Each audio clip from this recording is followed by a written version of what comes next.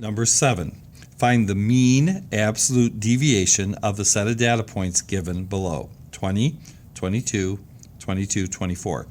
So they want the mean, so we're going to add them and divide, and we always divide by however many there are. There are 4 of them here.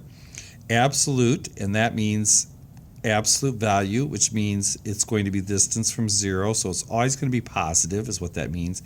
And deviation is how much do they deviate or change, in a sense, how far are they from the actual mean or average. So the first step that we actually have to do is we actually have to find the mean. Okay? So this is a multi-step problem. So first of all, we have to find the mean. So we have 20 plus 22 plus 22 plus 24. And we always divide it by however many numbers there are. Since we have 4 numbers, we divide by 4. So we're going to add these up. We have 20, 40, 60, 80, 82, 84, 88. So we get 88 divided by 4. And when we do 88 divided by 4, we get 22. Now 22 is going to be our mean. So that means that's the average for these. And now we want to find the mean absolute deviation. And we want to know about how far most of these numbers deviate or change from 22. So for instance, if this were a test with 25 questions, we can see most people did pretty close to the top. So we don't have, for instance, a 25 and then a 3 or a 7.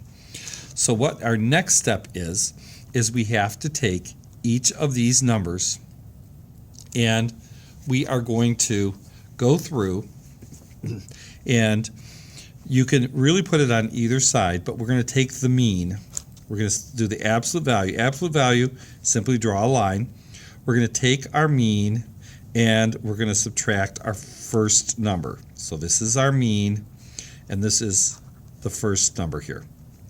We're going to subtract those two and then we're going to start with the mean again. So we always start with the mean.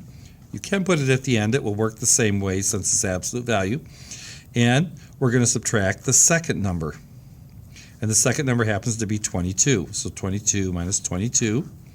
Put our absolute value sign. And then we're going to add another absolute value. Once again, we start with the mean. And then subtract our third number, which is 22. Then we add, and in absolute value, we start with the mean. And then we subtract our fourth number, which is 24. Okay? And we're going to take all of that and once again divide by 4. We're always going to divide by the same number throughout the problem because we actually have 4 numbers that we're doing. First, second, third, fourth. So now we simply have to go through and do the subtraction. 22 minus 20 is 2, and 2 is 2 places away from 0. Okay? 22 minus 22 is 0. Okay? Then 22 minus 22 is 0. And here we have 22 minus 24, which actually is going to be a negative number. And what we always do, whenever you're subtracting, you always put the big number on top. So you just do this problem backwards. 24 minus 22 is 2.